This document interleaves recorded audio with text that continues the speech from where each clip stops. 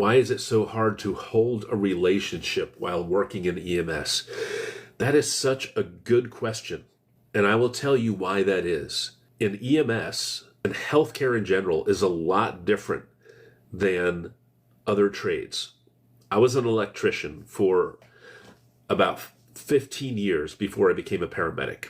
I had to be at work at 8 o'clock, and so I got up at 7 a.m., which is a good hour to get up.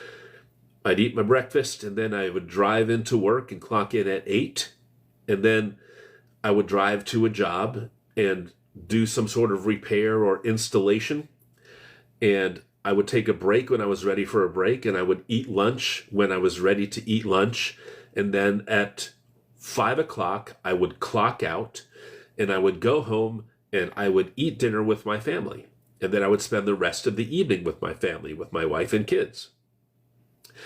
And then I had Saturdays and Sundays off where I spent all day with my kids. And that pay structure rewarded me. I had a good trade and I made good money. And I could do jobs on the side where I even, as, kind of my own contractor, I could charge $75 an hour.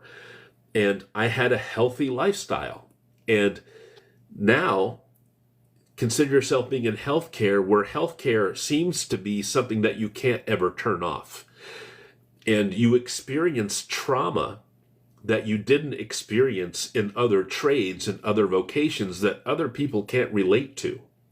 And you work extraordinarily long shifts, 12-hour shifts, which keep you away from your family. And in some cases, you work a 24-hour shift, you may run a lot of calls, and then the next day, you're kind of spent recovering from your shift.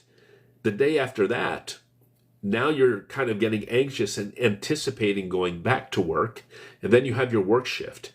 You never unplug from EMS and healthcare, and you start losing the ability to relate to other people that aren't in healthcare, and people who aren't in healthcare start losing the ability to relate to you.